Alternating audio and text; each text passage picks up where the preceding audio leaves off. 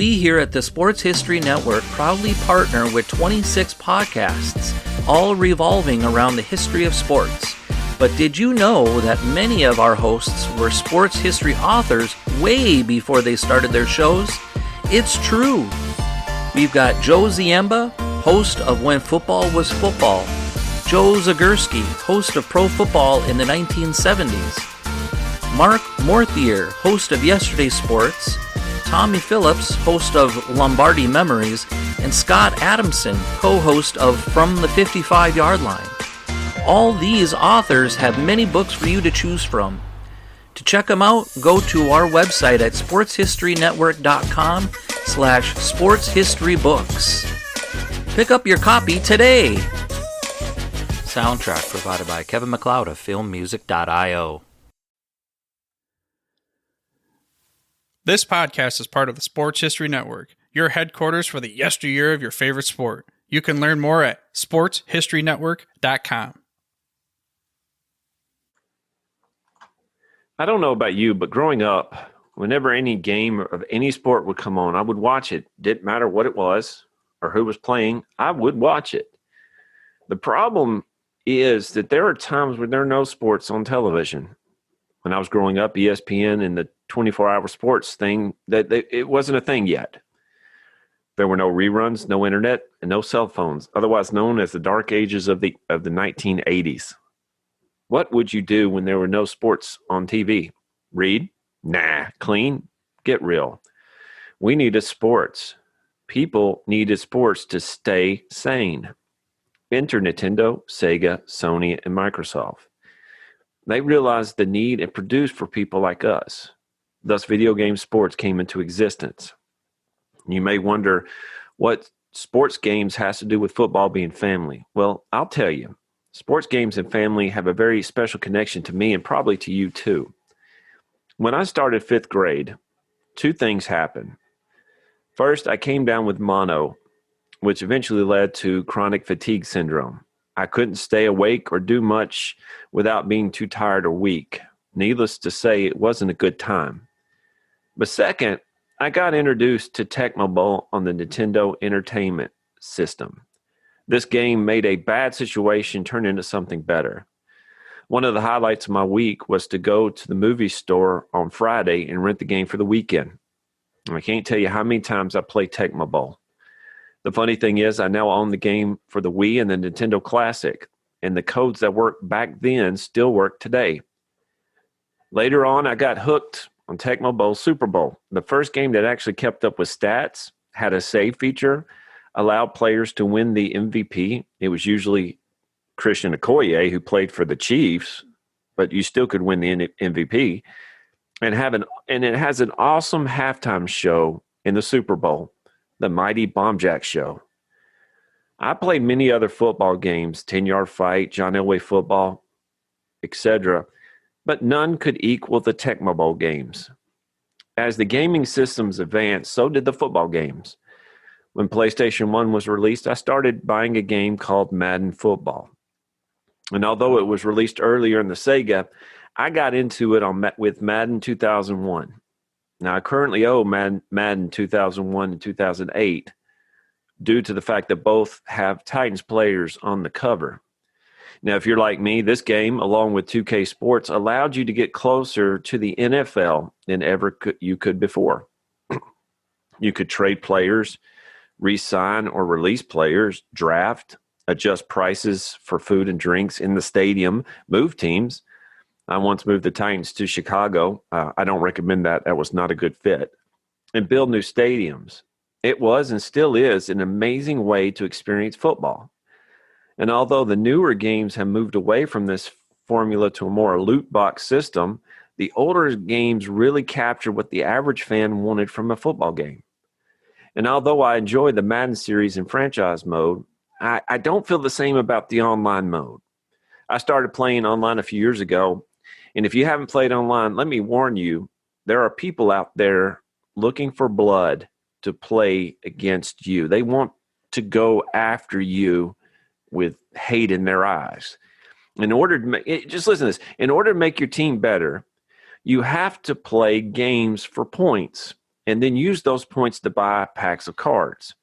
Those cards represent players you can get for your team. The more cards you get, the odds of getting a great player increases. So basically, every time you open a pack, you get a card with a player on it. That player then can be used on your team. The more you play, the more cards you get, and the better chances of getting a great player. You can also buy packs with real money, something I refuse to do. One day I got online to play with a team that I created that I thought was pretty solid. That was until I started playing against someone I didn't even know. I noticed his kicker had the last name of Jackson. Yes, that's right. His kicker was Bo Jackson. His worst player was Vincent Bo Jackson, probably the greatest athlete to ever play in the NFL. The game was ended by the computer due to the mercy rule. I was getting beat that bad. I haven't played online since. Now back to the story at hand. Along with Madden came other aspects of this series that made it fun. Madden Nation, a television series that aired for 4 seasons, took great Madden players across the NFL nation, playing against each other in order to eventually play for some serious money at Times Square in New York City. I would love to see this show come back on. Now, if you're like me, the love of football games didn't stop at Madden. NCAA football made its way into my rotation.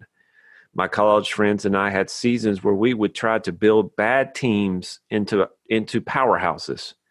Let me assure you this, if you had one bad season, you couldn't recruit anyone. I once had to play against a friend of mine whose slowest player, his punter, I guess it's something with me and special teams people, was faster than my fastest one. That game was not good at all. And it's my opinion that we need a new NCAA game sooner rather than later. If you haven't played these games, if you have played these games long enough, you probably have a funny story or two to go along with them. I want to share a few that maybe you can relate to. I learned that Bo Jackson from the Tecmo Bowl series, Michael Vick from Madden 2004, and Johnny Manziel from NCAA 14 have to be banned. You cannot play with these players. They are so much better than any other player in the history of those games. They're like Oddjob and GoldenEye. They have to be banned. You cannot play as these players. My friend and I learned how to onside kick on one of the Madden games. I mean, we would do it over and over and over again, always recovering the kicks. We would hang 100 points on each other without any problems. And we had to quit doing that. Otherwise, we wouldn't be friends for long.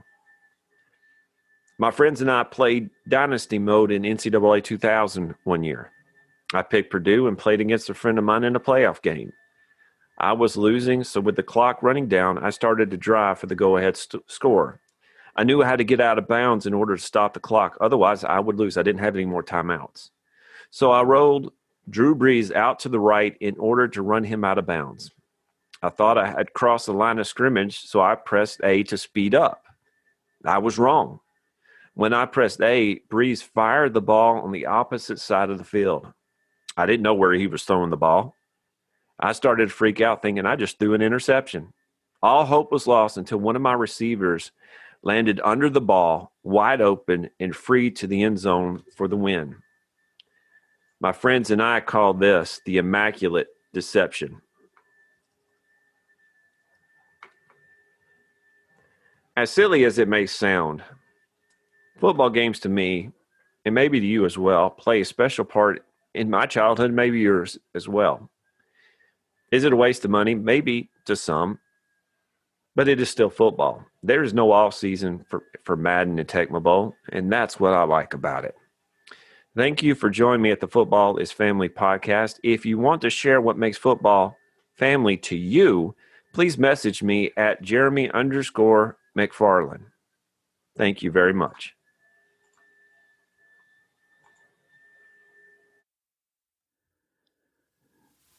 This podcast is part of the Sports History Network, your headquarters for the yesteryear of your favorite sport. You can learn more at sportshistorynetwork.com.